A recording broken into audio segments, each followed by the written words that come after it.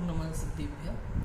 नमो अरिहन्ताणं नमो सिद्धाणं नमो आयर्याणं नमो उवच्छायाणं नमो लोये सविसाहोणम्।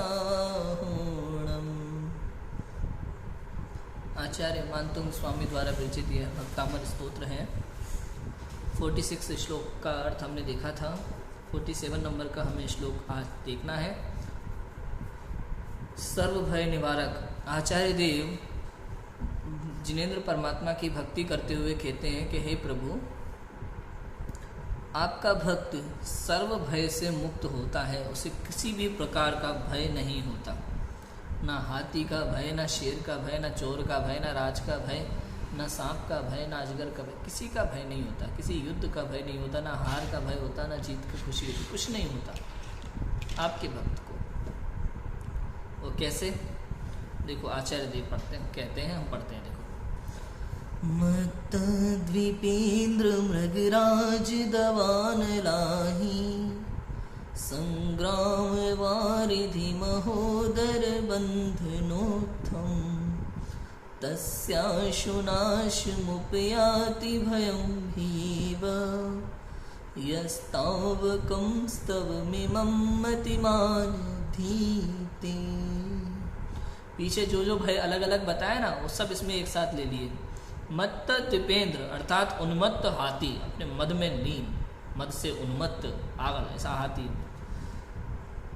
मृगराज माने सिंह, दवानलाही अर्थात दवानल माने अग्नि एक तरह की, अही माने सांप, दवानल माने वन में लगी हुई अग्नि और अही माने सांप। संग्राम अर्थात युद्ध,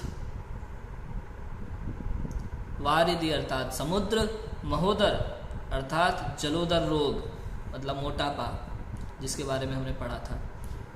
बंधनोत्थम अर्थात बंधन आदि से उत्पन्न हुआ। क्या? तस्य आशु, तस्य आशु अर्थात आशु माने होता है शीघ्र, शीघ्र उससे उत्पन्न हुआ, शीघ्र। क्या? मुपियाति माने उत्पन्न हुआ, भयम अर्थात भय। भयेव यस्तावकम स्तवमिमं मतिमान धीते अर्थात ये एव भय माने मानो भय से ही स्तव, यस्तावकम अर्थात जो, तावकम आपके, यह माने जो, तावकम आपके, स्तव स्तुति, स्तवम स्तुति, इमम इस, मतिमान धीते माने बुद्धिमान, धीते माने पढ़ता है, जो बुद्धिमान आपकी इस स्तुति को पढ़ता है, इस भक्तामर स्तोत्र को आपकी इस स्तुति को पढ़ता है, वह भक्त, वह बुद्धिमान भक्त, वो प्रज्ञावान भक्त, वो सदाचारी पुरुष सभी प्रकार के भय से मुक्त होता है। किस प्रकार के सभी भय? कि मदोन्मत्त हाथी हो, विकराल सिंह हो, भवक्ता दावानल वन की अग्नि हो।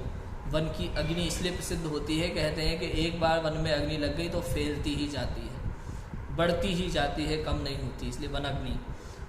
भयंकर सर्प हो, भयंकर युद्ध हो, समुद्र का कष्ट पढ़ा था ना अपन ने, समुद्र का, के बहुत सारे जलीय जीवों से भरा हुआ समुद्र, बड़े बड़े घड़ियाल, मगरमच्छ, वेल मछली जैसे जीव जंतु हो, समुद्र की लहरें उठ रही हो, जोर जोर से तूफान आ रहा हो समुद्र में, उस समय भी आपका भक्त आपके स्मरण मात्र से समुद्र को तर जाता है।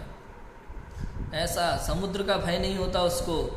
कष्ट साध्य जलोदर रोग, मोटापा, बंधन जनित भय भी अर्थात पढ़ा था ना अपन ने कि वो सांकलियों में जड़ा हो, नुकीली सांकड़ी उसके पूरे शरीर को छेद वेद रही हो, तो वो भी बंधन अपने आप उसके खुल जाते हैं, उसे बंधन का भी भय नहीं रहता।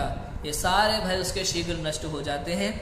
आपके भक्त जनों की ओर लौट कर वार नहीं करते, अर्थात भय स्वयं आपके भक्त से भयभीत होकर दूर भाग जाता है। आपके भक्त पर ये सब भय दोबारा वार नहीं करते, भय आपके भक्त से दूर ही रहता है। भाई जिनेंद्र भगवान के भक्त को किस प्रकार का भय? जो वास्तव में जिनेंद्र भगवान का भक्त होता है, ऐसा ज्ञानी विवेकी पुरुष किसी भी प्रकार से भय से रहित होता है। उसे केवल एक ही भय होता है, वो होता है जिनेंद्र भगवान की आज्ञा को भंग करने का भय, और उसे संसार में कोई भय होता नहीं है। क्लियर है? देखो अर्थ देखते हैं। इस प्रकार जो विवेकशील, बुद्धिमान, प्रज्ञावान, भद्र पुरुष आपके इस परम पवित्र स्तोत्र का अनवरत नियमित श्रद्धा सहित चिंतन, अध्ययन, आराधन और मनन करते हैं। देखो ये नहीं लिखा है पढ़ते हैं। लोग कितना, हम तो डेली भक्तामर पढ़ते हैं, पढ़ना नहीं, क्या लिखा? श्रद्धा सहित चिंतन करना, अध्ययन करना, आराधन करना, मनन करना, ये सब जो करते हैं उनकी मदोन्मत्त हाथी, विकराल सिंह, भभक्ता दावानल, भयंकर सर्प, विभत्स संग्राम माने भयंकर संग्राम, विक्षुब्ध समुद्र, कष्ट साध्य जलोदर और बंधन जनित भय भी स्वयं भयाकुल होकर शीघ्र नष्ट हो जाते हैं तथा आपके भक्तजनों की ओर लौटकर वार नहीं करते, अर्थात भय स्वयं आपके भक्त से भयभीत होकर दूर हो जाता है। निश्चित रूप से ऐसा होता है। तो नियमित जो भक्तामर का पाठ करते हैं, जो कई लोग ऐसा होते हैं भैया कि नहा करके निकले और कपड़े पहनते पहनते भक्तामर बोल रहे हैं, तो ऐसे लोगों के लिए ये बात नहीं है, वो आपके भक्त नहीं है, वो तो केवल टाइम पास जैसा काम कर रहे हैं। भाई कपड़े पहनते पहनते भक्तामर का पाठ बोल लो, क्या जा रहा है? ऐसा नहीं। शांति से बैठकर एक जगह एक एक श्लोक को बिल्कुल लय में शुद्ध उच्चारण के साथ आराम से पढ़ते हैं और उसके अर्थ को समझते हैं, उसके अर्थ का चिंतन करते हैं, मनन करते हैं। ऐसे जीवों को किसी प्रकार का भय नहीं रहता, ये बात यहाँ लिखिए। जो इसको भाव भाषण करते हैं इस श्लोक का, एक एक श्लोक का 48 श्लोकों का भाव भाषण जो करते हैं, आपको पता है 48 श्लोक भक्तामर के हैं, इनको पढ़ने में अधिक से अधिक कितना समय लगना चाहिए? कम से कम कितना समय लगना चाहिए? बहुत सारे लोग हैं, कई बार कहते हैं हम तो 15 मिनट में पढ़ देते हैं। 15 मिनट में 15 मिनट में यहाँ हम एक श्लोक नहीं पढ़, एक श्लोक का अर्थ देखेंगे, 15 मिनट में कैसे हो जाएगा? सोचो। तो कम से कम कितना समय लगना चाहिए? कम से कम आपको 1 घंटा पूरा लगेगा 48 श्लोक का पाठ करने में, ढंग से पाठ करने में 1 घंटा तो चाहिए ही चाहिए। 48 श्लोकों का पाठ करना है, ऐसा नहीं 15 मिनट में आधे घंटे में उठ गए। शुद्ध उच्चारण नहीं होगा, केवल पढ़ दोगे, कुछ नहीं होगा। कम से कम 1 घंटा चाहिए। और पूरा समझना है, चिंतन करना है, अर्थ देखना है, तो 2 घंटे चाहिए कम से कम चिंतन मनन के लिए, तब जाकर के होगा, नहीं तो नहीं होगा। ठीक है? तो इस तरह से जो जीव इसका चिंतन मनन करता है, अध्ययन करता है, आराधना करता है भक्तामय स्तोत्र की श्रद्धा सहित, वो निश्चित रूप से वो सब तरह के भयों से मुक्त होता है। ऐसी बात यहाँ आचार्य देव कहते हैं। इस बात को हम समझें और हम भी नियमित भक्तामर स्तोत्र का पाठ करें अर्थात अध्ययन करें, चिंतन करें, मनन करें।